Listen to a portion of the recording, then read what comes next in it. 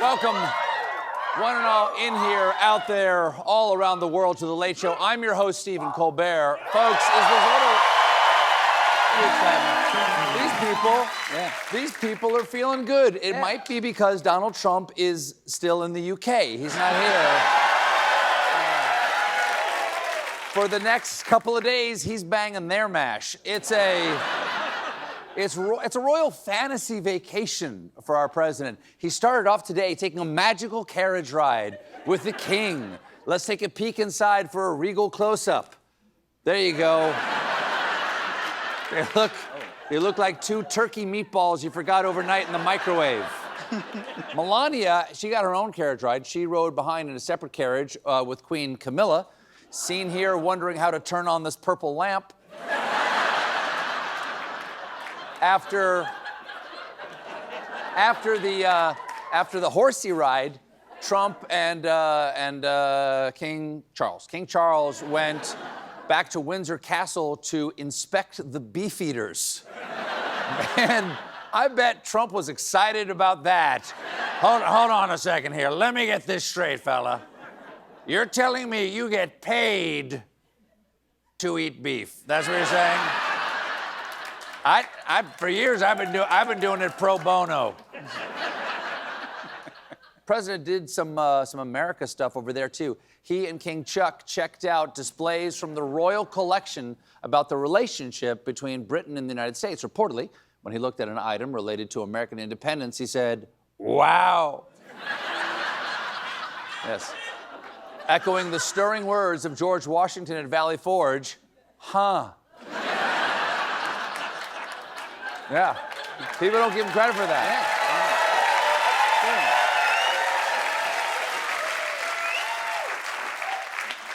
First Lady also gets to look at stuff. Tomorrow, she is set to tour Queen Mary's doll's house, which has working plumbing. Apparently, royal dolls poop.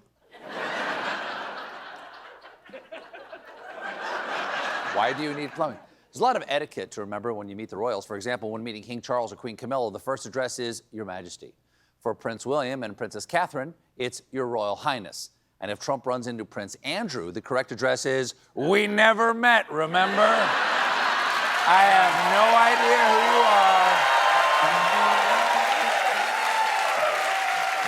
you are. Ixnay. It appears the Trumps may be kind of picky guests because even though the king's bed linen is the finest Egyptian cotton, President Trump reportedly had his sheets shipped in from America. That's not surprising to me. I've always suspected that Trump sheets his own bed. Now, back in...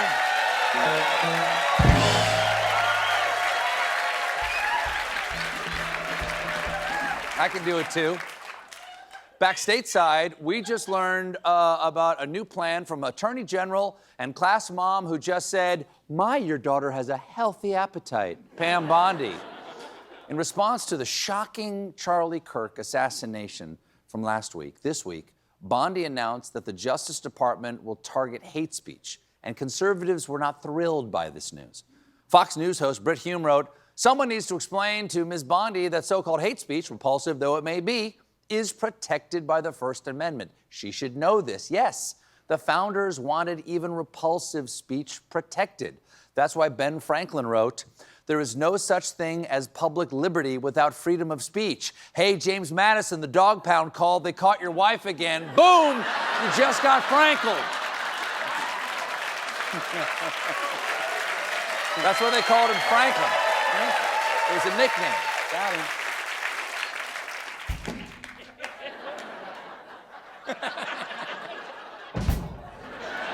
Thank you. It's September. Kids are back in school learning their sciences. Unfortunately, the parents are not because according to a new report, childhood vaccination rates are backsliding across the U.S. We have successfully cured a myriad of terrible childhood diseases, and we're just deciding not to use it anymore. What other scientific advances are people going to toss out next? I've done my own research, thank you. And I am not comfortable letting my children use the wheel. Before they leave to school on an ox-drawn sledge, I always remind them, fire bad.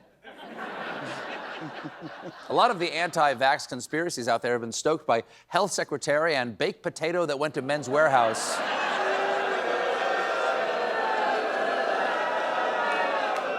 Well, that was just late. RFK Jr. This guy has thrown our public health agencies into complete chaos, forcing out career health experts. Today, the Senate heard testimony from recently fired head of the CDC and mom from Who's the Boss, Susan Monarez. Monarez explained that Kennedy was obsessed with changing our kids' access to vaccines, something he repeatedly promised not to do. He did say that he had spoken to the president. He spoke to the president every day about changing the childhood vaccine schedule. He called the president every day? Bobby, why are you calling the president of the United States at 4 o'clock in the morning, okay? I'm busy tweeting an AI video of me as a talking baby fighting a lion that's on fire. What do you want? Let me ask you something. What's the nurse wearing in this scenario? She got an eye patch or something fun?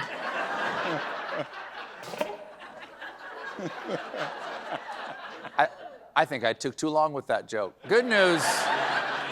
Good news from the world of tech. According to Treasury Secretary Scott Bessent, the U.S. and China have finally agreed on a framework for a TikTok deal. For my reaction to this news, please join me on the TikTok cam. You ate that, King. 6'7", Labubu. So, you got that? That a thing? 6'7"? You got the 6'7"?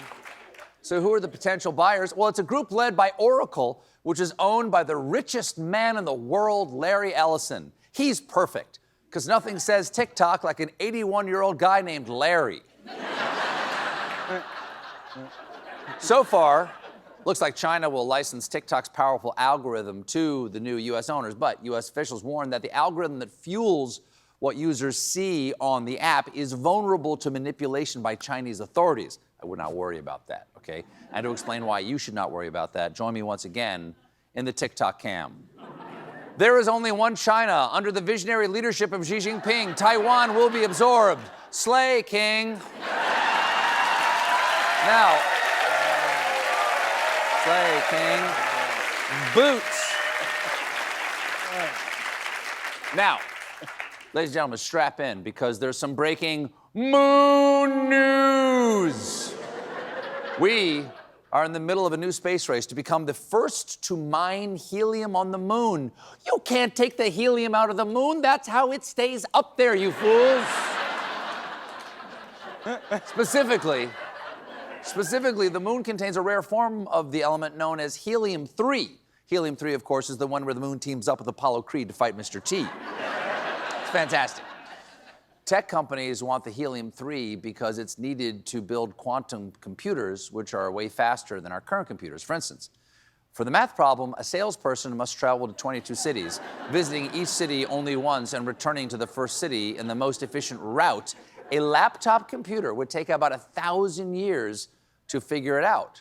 But a quantum computer could one day compute the solution in minutes. Totally worth fracking the moon. Son, I'm shipping out on the next lunar mine transport. Yes, I'll be gone for years, and yes, my organs will be microwaved by solar radiation, but finally, we may know the shortest route between Chicago and Dubuque.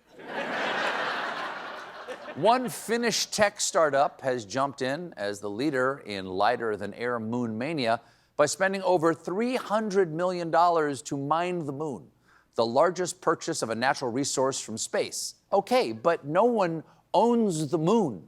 Who do you pay the money to? The boy in the DreamWorks logo? Him out there? Yeah. He doesn't need your money. He's got Shrek residuals. Plus, in the 1960s, major nations agreed that no celestial body is subject to national appropriation by claim of sovereignty in what was called the Outer Space Treaty of 1967. Everyone remembers that historic summit at Space Yalta. But here's the thing. Here's the tricky part. in 2015, the United States pulled a little sneaky sneak and passed the Space Act, which said the Outer Space Treaty can't be applicable to private U.S. companies. So the U.S. can't own stuff in space, but a company can just do whatever they want up there. So get ready for Near-Earth Asteroid YR4, brought to you by Bush's Baked Beans. Zero gravity, zero sugar added. Anyway, baked bean fans. Anyway, they're going to go up there and suck out all the lunar helium, and we know the moon's got a lot of it because remember Neil Armstrong's famous words. That's one small step for man. One giant leap for mankind. We got a great show for you tonight. My guests are Ron Howard, speaking of the moon, and Gary Oldman. But when we come back, sex, drugs, chimps.